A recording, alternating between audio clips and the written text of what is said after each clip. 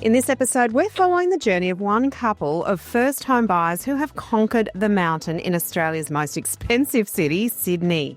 We're going to hear about the lessons they learnt, whether their assumptions were right or wrong, the mistakes they made and those that were avoided, and ultimately how they sealed the deal.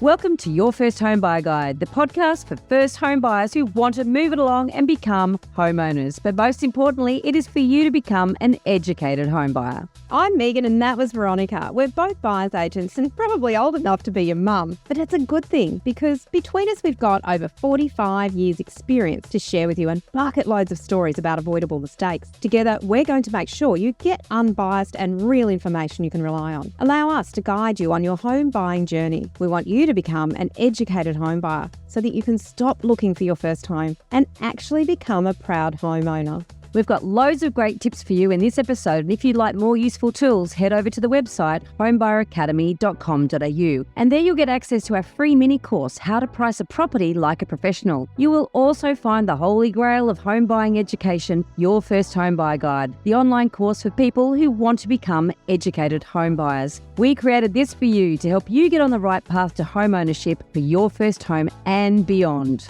But before we get into the interesting stuff in this week's episode, we've got the boring bit, the disclaimer. You of course know that nothing in this podcast is to be taken as personal advice. We always recommend getting the advice of an expert in their field who takes the time to understand your personal situation. We've done our very best to ensure that the content is correct at the time of recording. Things change rapidly, so always check with the relevant government authority and your trusted advisors to get the most up-to-date information.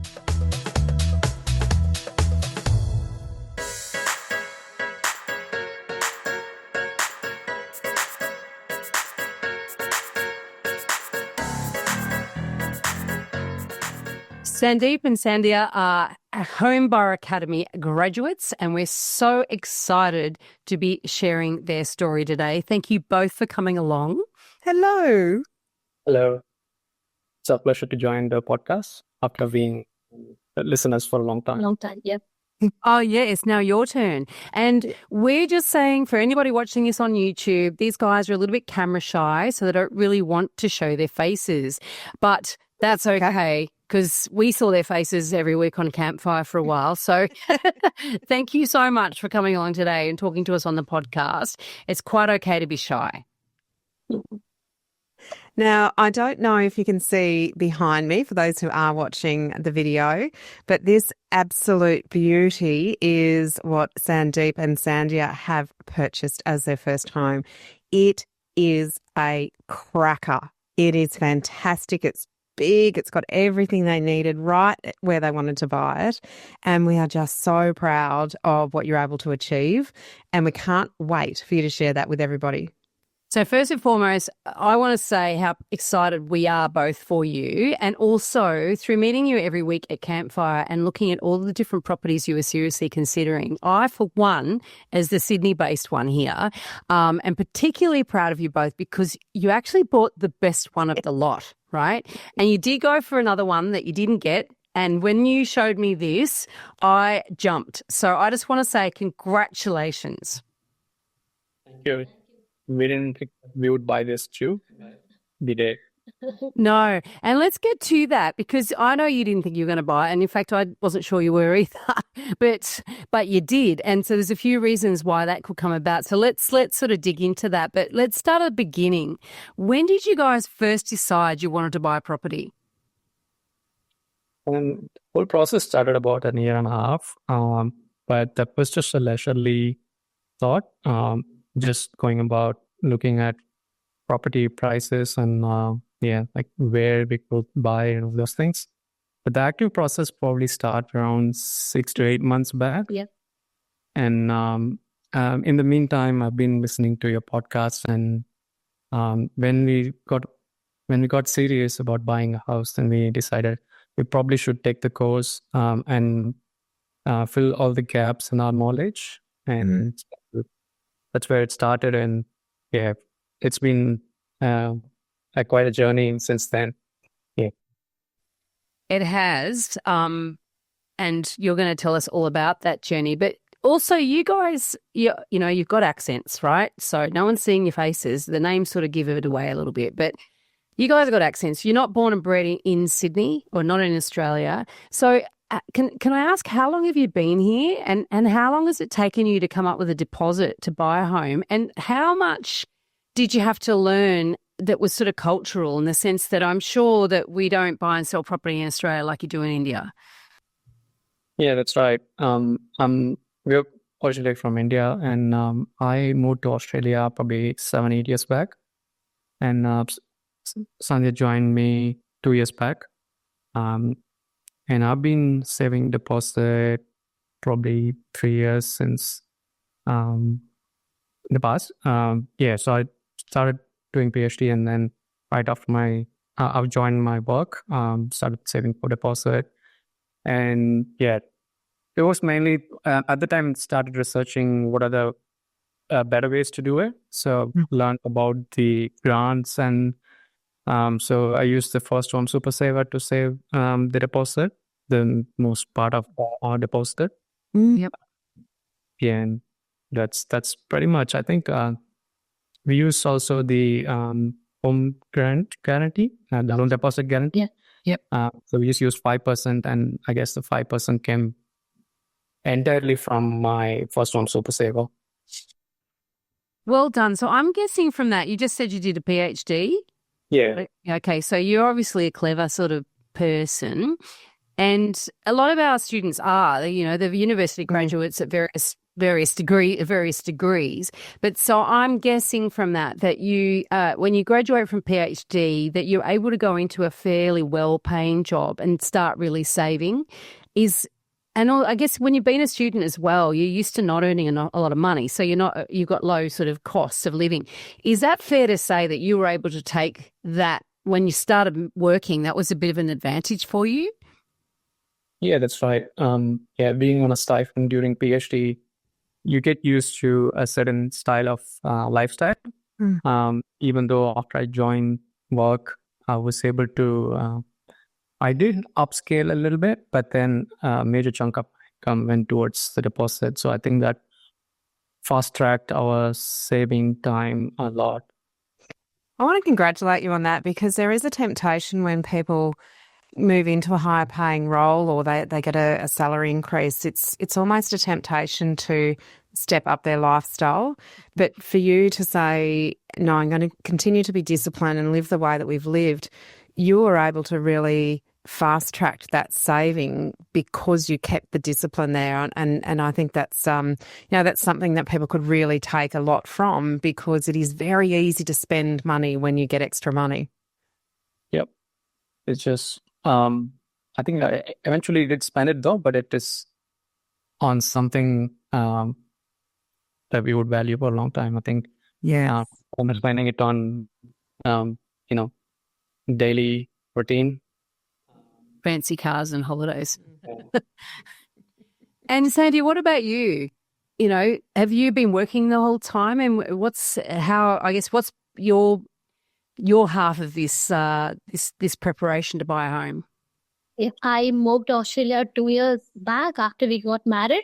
And when I moved here, I didn't have a job. I was actually looking for a job, and I got my job only like 7 to 8 months back. And I also started contributing to the deposit after I joined for the job.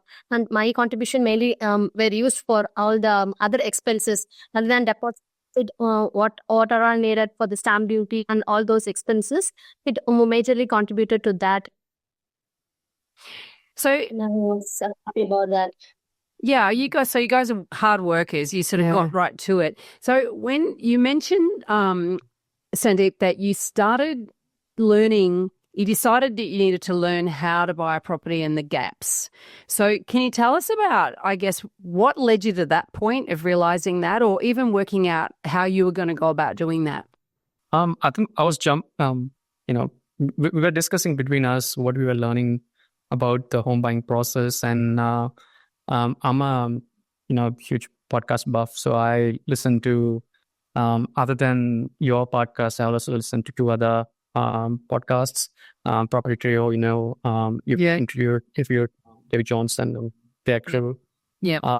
So I think it all we were discussing amongst us, and at first she wasn't keen, but then she realized the value in learning the process properly, because this is a huge investment, and compared to what we're going to spend on the house, the value of the price of the course is not much.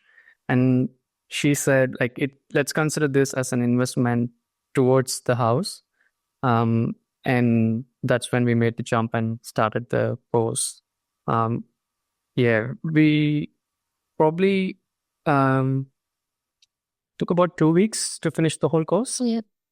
And then it was quite some time before we started joining the campfire. Yeah, so you do the course together. Did you go through the modules together, or did you kind of do it separately and then come back to talk about it? So we did the course together. It would be like a movie time for us. Sit and Let's get the mums on the TV and movie time. yeah, or something like that. And so then you said you took a while before you actually started looking for property. So tell us about the search process itself. And did you find that you had to change? What changed, I guess, in that process once you got out looking at properties? My first thought around like what we wanted to buy was probably an apartment. We were sure that this would be a stepping stone, but I just wanted to keep our budget minimum, and buy what we can at the lowest price possible.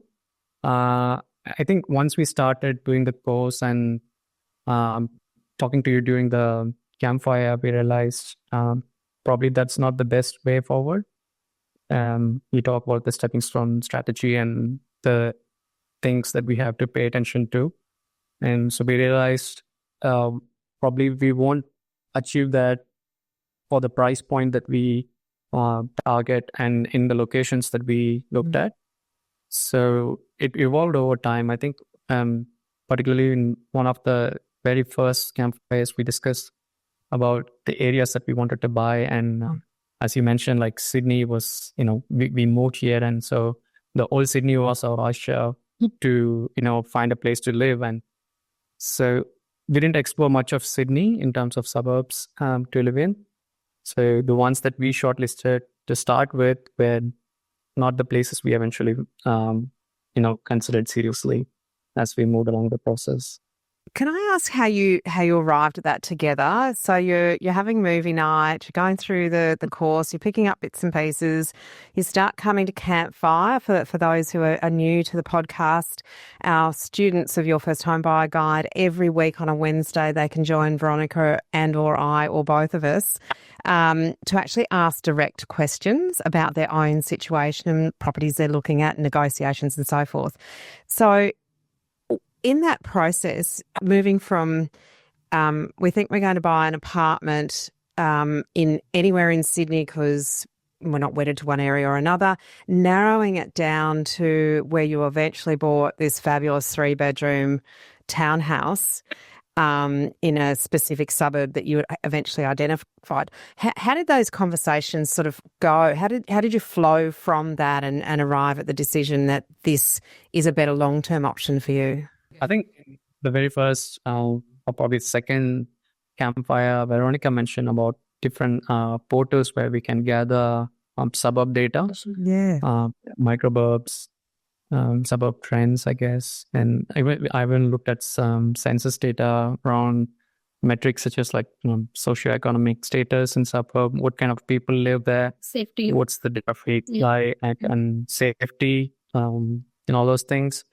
And so that kind of led us to few areas. Also, predominant factor was the transport options. Yep.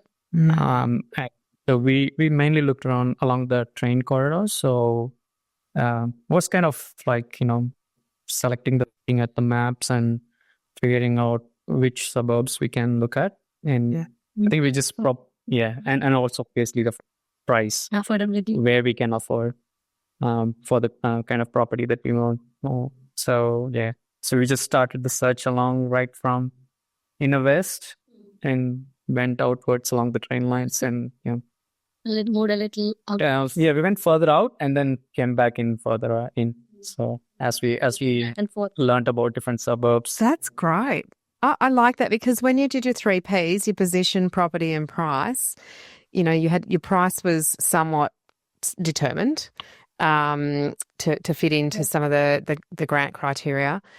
But you then really realised that transport was a key for you in terms of position. So position for you wasn't necessarily about the suburb itself. It was actually about the transport. So being able to focus in on that and then look along those transport corridors gave you something to really work towards, and then look at what areas you could actually buy the type of property that you wanted to buy. Yeah, that's right. I guess it was a framework for you. Now, I remember Campfire, and I remember you bringing me, you know, the links, the ones that I was doing anyway, the links of some of the properties you were looking at, and you were looking at a number of villa units, and we had a discussion as to why it was important that you had a ground floor bedroom and bathroom, and we had a bit of a laugh about this, Sandhya. Do you want to share with us, you know, what because you guys don't have any kids yet, do you? Yes. Not yet. So there's family to consider, right? So tell me what some of the driving thinking was around what the type of layout that you needed in a property. So earlier when we started, we have elders coming from India here. So we thought we should need a room in the ground floor so that they need not climb stairs every day on a frequent basis. So we started looking on such properties. Our main requirement was this one. The rest was like we should have at least 3 bedrooms so that we can use one for work. The other 2 can be used by the people in the home. So we started with that. And in the process, we were looking at properties, but we were not able to achieve those. And then we thought in one of the podcasts also, like Megan was saying, it's little difficult to find some townhouses or villas with rooms only on the ground floor. Most of the houses will have rooms in the first floor and other things in the ground floor. So in the process, we learned that. And also in the houses which has the room in the ground floor, it didn't have the other criteria which we were looking. Like looking at properties, we wanted to buy properties which has a house like appeal and also a garage. And with our budget in place, we couldn't match everything in the list.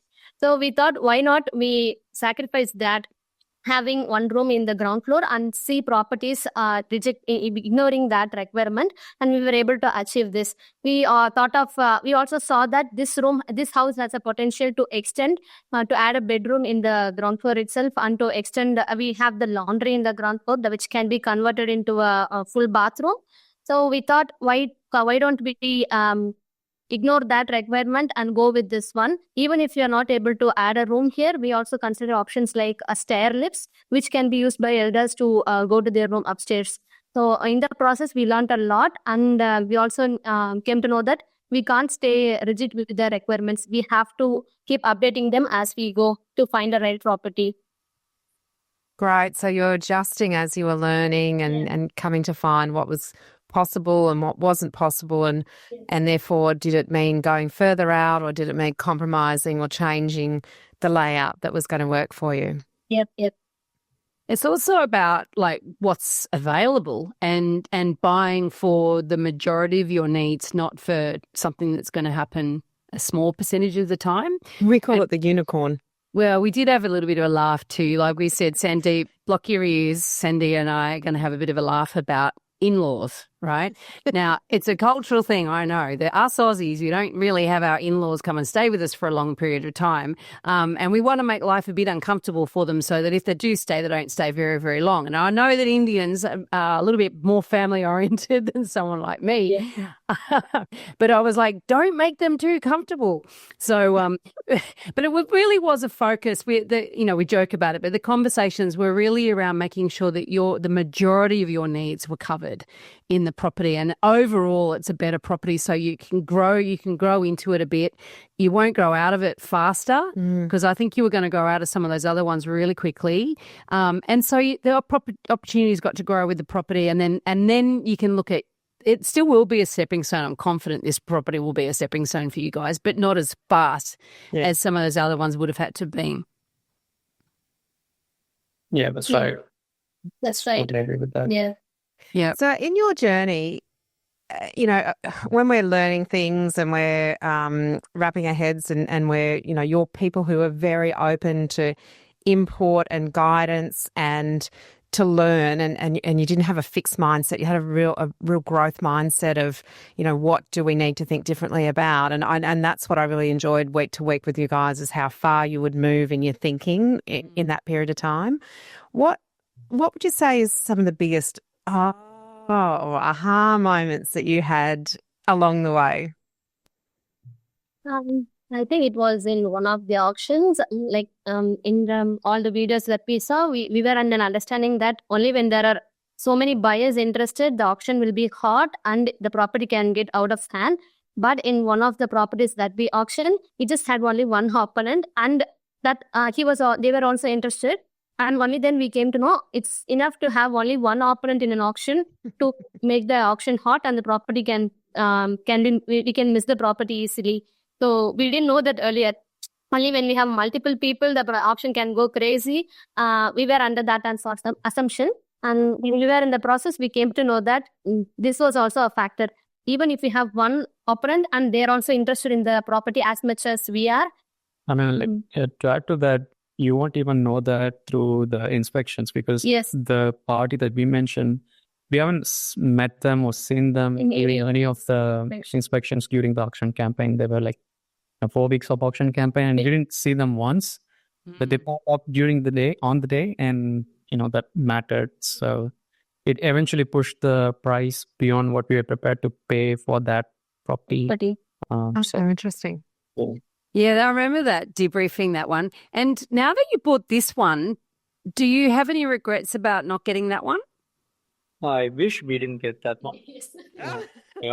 Thank God, because that's what I think.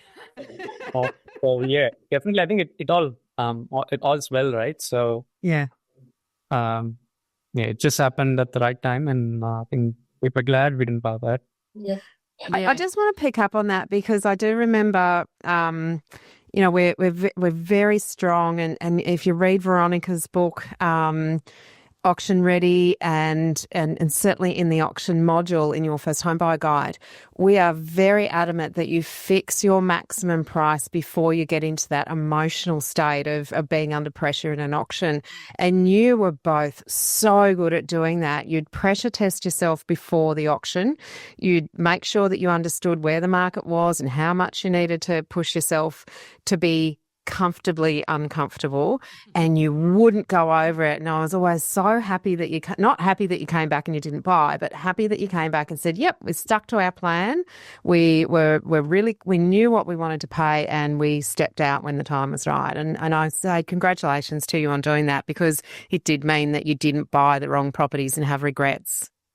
Yeah, that's right. I totally agree on that. We were actually tempted a lot to increase our budget during the auction, because when the agents come around us and they start influencing our decisions, we were in kind of oscillation.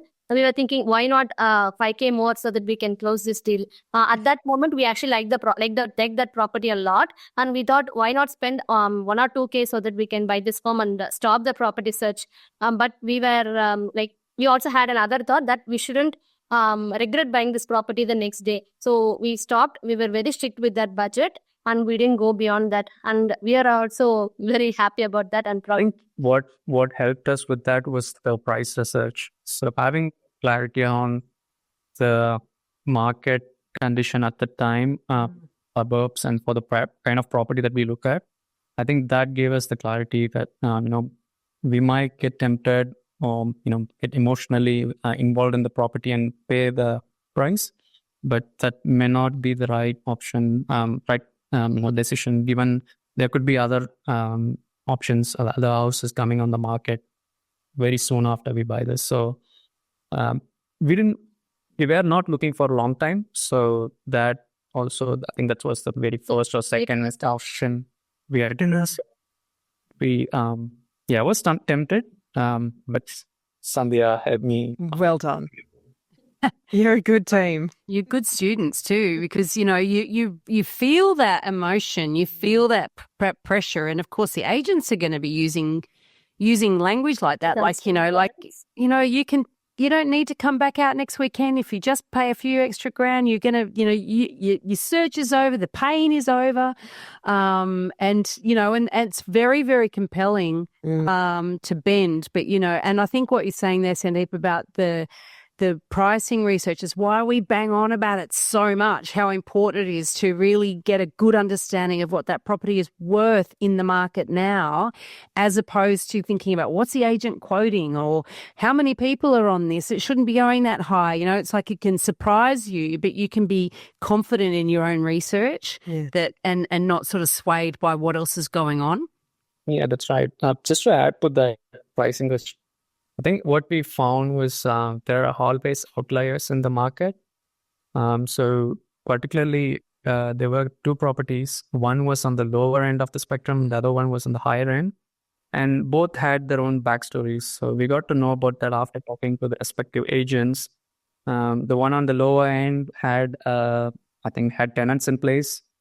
So when you enter the property buying journey, and you look at the past sales history, you won't necessarily know the backstory as you just scroll through the real estate listings. Yeah. So talking to the agents about why that particular property went for that price, I think really helped us. That the lower end of the spectrum had a tenant in place for a year, and the one on the higher end had two buyers really going for it, and they really struggled to get the loan.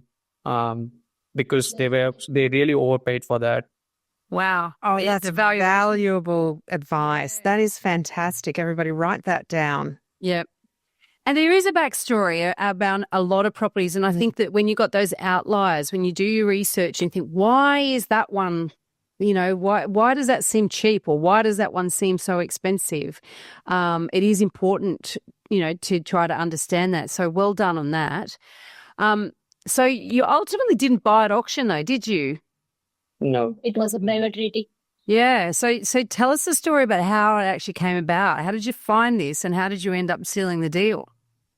We actually like this property. It met almost all of our requirements, just that we didn't have a room in the ground floor, and we thought we can do some other. I'll start off with the whole story. I think we came to know about this property the very day that we started the search in this suburb. It was listed for auction at the time, and but then it got passed in because it didn't find the right interested party. I think also it had tenants in the house at the time, so it was not in a good. She didn't have that first home or the home buyer appeal. It was an investment property for the vendor, so it wasn't that appealing to the market, so probably didn't have a lot of interested parties turning up for the auction and got passed in. I think that gave the bad repo for the property. We were in the same boat. So when we came for the inspection, we didn't like it, and so we moved on and went with our search for 2-3 months. But then I think once the tenants moved out, then the vendor decided to paint the property, and they were on the verge of relisting it for an auction campaign again. But I think actually repainting of the house totally changed the look. Only then we realized we were actually looking at the tenants' items in the house and not the actual house. So we liked the property after the tenants moved out and it was painted. Then we realized that, okay, with little renovation, this house can have a great appeal, which we didn't see it before. So that knowledge came after a lot of inspections and a lot of research only. It didn't come on day one. As he said, when we saw the property at first, we didn't look at the bones of the property or the soul, the soul of the property. We just looked we just looked at what is there in the house, and that we didn't like that.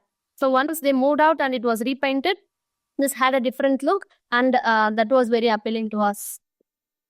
That's a really interesting observation, isn't it? Because, and that's why a lot of people sellers invest in styling a property, because they want to kind of create that emotional draw card and get people to pay a premium price. And you've actually experienced the exact opposite of that, which is you didn't see the bones because of the rubbish presentation. And once the rubbish was, not that the tenants were rubbishy, but, once that was removed and you were able to see the bones, it gave you a really different perspective about the property. And that's right. Coat of paint can make a massive difference in a house, and getting rid of somebody else's treasure can make a really big difference as well. But also in the meantime, that's been on the market for a while and it can get a bit stale and buyers thinking, I've already seen that. So what month did you buy it? We bought it in October. Yeah, so you're starting to get into, stock starting to come on the market. It's spring. Usually that means there's more stock coming on the market and typically less buyers. Were you able to take advantage of market conditions? Is that what was in your favour as well? I would say yes, more stock, but also it wasn't like there were not many parties interested, because right after we put an offer for this property, there was an inspection, and probably there were like 20 Interested buyers. as in like parties walking in for the inspection. And I think that was probably the first or the second inspection after the house was painted. Yeah. So they updated the listing with new pictures. It wasn't so, but I guess after speaking to the real estate agent, we got to know that the property was about to get staged the week after. So I think we did at the right time. Yeah, we hit at the right time. I think we made an offer after doing the due diligence quickly. Probably, I think, we saw the house. Then probably couple of days after that, we made an offer, unconditional offer. Yeah. But you did all your due diligence. So it wasn't throw the offer out there. There was a fair bit that you scrambled around to understand and get information and be really well informed. I remember you going through that process. Yes. Yeah. You're right. Yeah. And the bit I'm getting to there is the fact that you got yourself into a position where you could make an unconditional offer. Yeah. Yeah. And in Sydney, in this particular case, means you're actually buying under auction conditions, which means that the seller has absolute certainty. Once you sign that contract and hand it over and they do the exchange, the seller has absolute certainty. It's not going anywhere. You bought it. No backing out. And that, I think, put you in a really powerful position, didn't it? Even though there were other buyers around it. Yes, you're right. I think they also had other offers which they wanted conditional, and this actually was a standout from other offers that came to the vendor. They were actually convinced because of this particular. In fact, the agent actually struggled to convince the vendor until that point without any, unconditional offer. Like even with our offer, it took us. Took the agent quite some convincing to get the deal closed, because the vendor was not happy with the price. They had much higher price in mind, and I think it was only the unconditional offer that having the property sit on the market for 3-4 months, I think that finally convinced the vendor to close. And that's the bit that I was so super proud of you for doing that, because that is a process we teach you in your first home buyer guide, and it means you got to do everything in the right order. You can't do that if you don't get all your ducks lined up and do it properly. And so that's what I was super proud of you for using that, because it was so tactical and it got you there. And so but it managed your risk as well. Like it was unconditional, but you managed your risk by doing 100%. All of the things that you needed to do. Brilliant. Yeah. So I'm doing the course. Being on the market for a few months, I think we realized where we need to be decisive. We need to move fast, otherwise we could get out of now. I think this was like at the top of our budget. Yeah. Any more, we couldn't have afforded. Yeah. So. Yeah. But it still was in your budget and you stretched for the right thing. How do you feel now that you've got a mortgage? We are happy that we bought a house, but a little pressure on the mortgage side. Yeah, it's a bit more than you're saying, isn't it? That's right. But you would be paying rent if you weren't paying a mortgage, but you'd be paying it to somebody else. Yes, that's right. So, how long do you plan to live in the new home for? What's the plan next? I think, as you mentioned, we won't be outgrowing this in some time. I think this fits our needs probably for the next 5-10 years. But I think 5 years is where we think is the right time for the next move. But I think eventually it will depend on the market conditions and past circumstances. Yeah. Yeah. And if forward or push it out, as we go. There's no real pressure. Pressure. And do you like living there? Yeah, moved in there. Now you can make it your own. Yeah. Fabulous. I wanted to hear a bit more enthusiasm there, Guy. Well, we got an early access for this one. So even before we settled on this property, we got an early access because it was vacant at the time, and the vendor was fine with it. So we got the keys and started planning for renovation. We didn't do it right away. We just wanted to live in it for some time to see what exactly needed. We need, but to really get going. So we did the flooring after the settlement and slowly doing other stuff as we go. Yep. That's great. And I actually do believe the best renovations are those ones after you've lived in it, if you can. I couldn't live in my house before I renovated. It wasn't possible. It wasn't livable. But so I think that you'll make good decisions after you've been there for a full turn of the seasons as well, seeing how it is at different times. So we're very excited for you. As a final question, what advice do you have for someone who is thinking about doing your First Home Buyer Guide course? I'd say go for it. Yeah, Because definitely go for it. we were on the edge, and A lot of the points which we learned from the course was helpful because, especially with the unconditional offer, we didn't know such thing existed in the Sydney thing. So when we attended the course, we came to know that we have something called conditional and unconditional offer. As a first home buyers and also someone who is new to the country, we didn't know much of the legal things that existed. So when we attended the course, we came to know about a lot of things about what we should be seeing in the due diligence, what we can do to strike the deal, what can be done during the auctions. We also read your book, Auction Ready, is it? Yeah. We also read that before going to an auction. So a lot of things helped in making this decision. So anyone who is doubtful of whether to choose this course or not, I would say go for it. it's well worth it. It's well worth the money that we pay. I like how you said it was you decided to look at it as an investment. Yes. And I think that's probably, the best wrap up, Veronica, that I've heard one of our students give us really is an investment in how you're going to use your money that you've saved hard for to make the best decision. So that's wonderful. I'm so happy for you. Well, people like you guys is why we do it.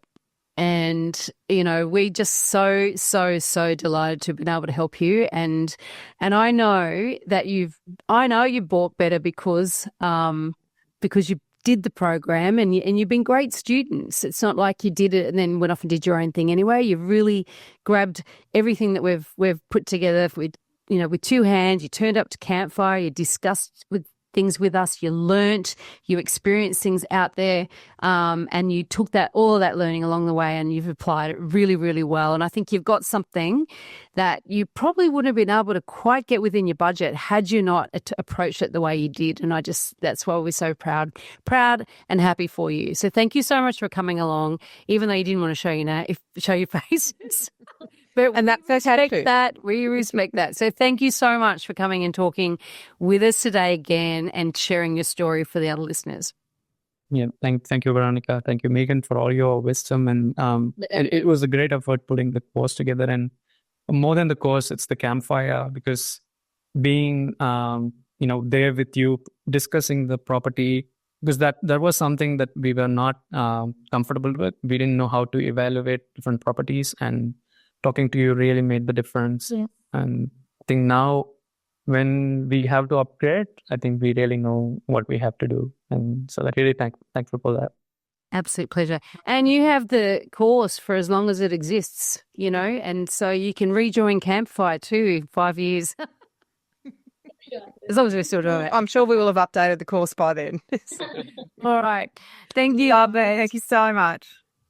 In this episode, we've only touched on a tiny part of the huge amount of things you need to know to become an educated first home buyer. There is so much more for you to do. You can learn all of the steps in the right order and avoid all of the mistakes that others have made in our 10-step online course for first home buyers. If you'd like to learn more about the right process and avoid making rookie errors, become an educated home buyer. Head over to the website, check out your first home buyer guide, the course that we have created for you. And don't forget to subscribe to the podcast so you won't miss an episode. And if you've liked what you've heard today, please give us an iTunes review. It helps other people find us. And of course, I know it's a bit cringy, but we're going to ask for 5 stars. Thank you. Thanks for joining us. We hope you've found this really useful. And if you have, please share the love with others who you know are in the same boat. We'll be back next week with more priceless stuff.